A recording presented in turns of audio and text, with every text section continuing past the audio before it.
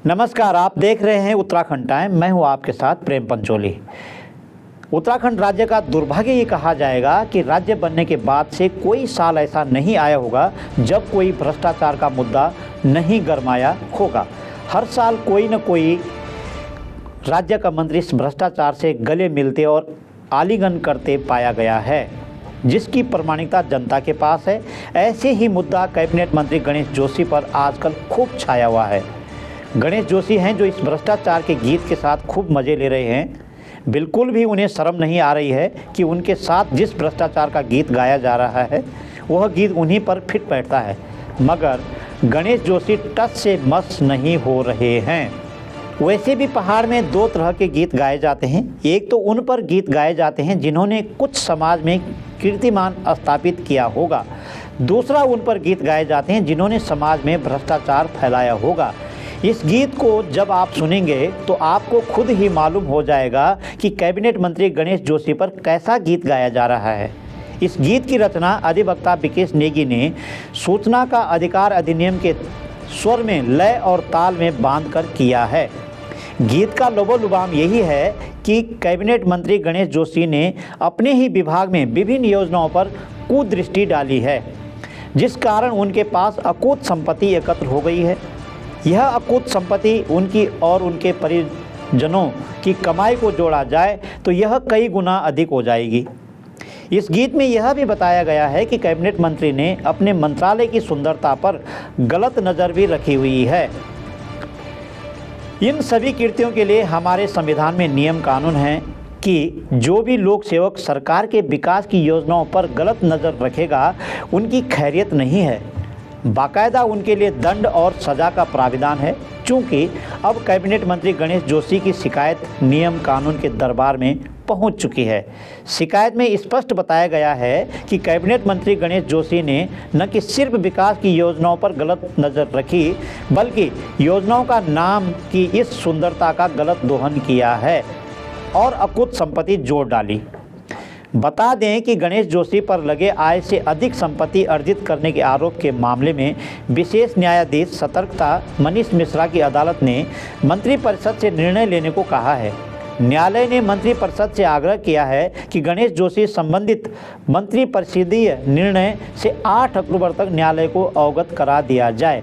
न्यायालय ने मामले में सुनवाई के लिए 19 अक्टूबर की तिथि निर्धारित की है।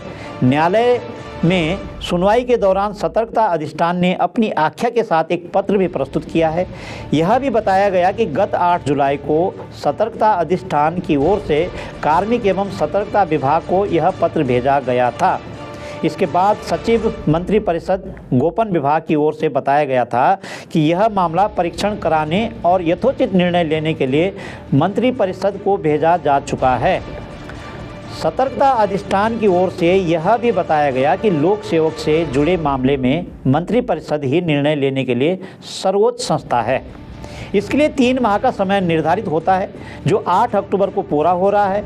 ऐसे में निर्धारित समय से पूर्व कोई भी आदेश पारित करना न्याय संगत नहीं होगा। जो भ्रष्टाचार का गीत कैबिनेट मंत्री गणेश जोशी पर गाया जा रहा है, उस पर यह कार्रवाई हो चुकी है, पर हम आगे समझने की कोशिश करेंगे कि भ्रष्टाचार निवारण अधिनियम 1988 क्या कहता है। भ्रष्टाचार निवारण अधिनियम 1988 भारत में प्राथमिक कानून है जो भ्रष्टाचार से संबंधित अपराधों से निपटता है। समय के साथ अधिनियम में संशोधन किया गया है और इसमें भ्रष्टाचार से संबंधित विभिन्न अपराधों के लिए दंड निर्दिष्ट करने वाले प्राविधान भी हैं। माना कि लोक सेवकों पर यदि ऐसे आपराधिक और कदाचार के मामले उजागर होते हैं तो भ्रष्टाचार निवारण अधिनियम की धारा 13 लोक सेवकों द्वारा आपराधिक कदाचार से संबंधित है। इसमें किसी आधिकारिक कार्य के संबंध में कानूनी पारिश्रमिक के अलावा अन्य संतुष्टि लेना और अनुपातहीन संपत्ति रखने जैसे अपराध शामिल हैं। इसी तरह का मामला उत्तराखंड में कैबिनेट मंत्री गणेश जोशी पर सामने आ रहा है। भ्रष्टाचार निवारण अधिनियम की धारा 13 के तहत अपराधों के लिए सजा में 1 वर्ष से कम की कैद नहीं होगी, बल्कि इसे 7 साल तक बढ़ाया जा सकता है। साथ ही जुर्माना भी हो सकता है। यही नहीं, इस अधिनियम में अपराध के लिए उकसाने से संबंधित प्रावधान भी शामिल हैं। उदाहरण के लिए यदि कोई अधिनियम के तहत अपराध करने के लिए उकसाता है तो उसे कारावास और जुर्माने से दंडित किया जा सकता है। इस तरह यदि देखा जाए तो कैबिनेट मंत्री गणेश जोशी के साथ साथ अन्य पर भी भ्रष्टाचार निवारण अधिनियम की तलवार लटक सकती है। भ्रष्टाचार निवारण अधिनियम की धारा 13(1)(e) एक लोक सेवक द्वारा आय से अधिक संपत्ति रखने से संबंधित है। यदि किसी लोक सेवक के पास उसकी आय के ज्ञात स्रोतों से अधिक संपत्ति पाई जाती है तो उसे कारावास और जुर्माने से दंडित किया जा सकता है। भ्रष्टाचार निवारण अधिनियम 1988, 2013, 2022 यही बताता है कि यदि गणेश जोशी पर आय से अधिक संपत्ति के मामले की प्रामाणिकता सामने आ जाए तो उन्हें दंड भी देना होगा और कारावास भी जाना होगा।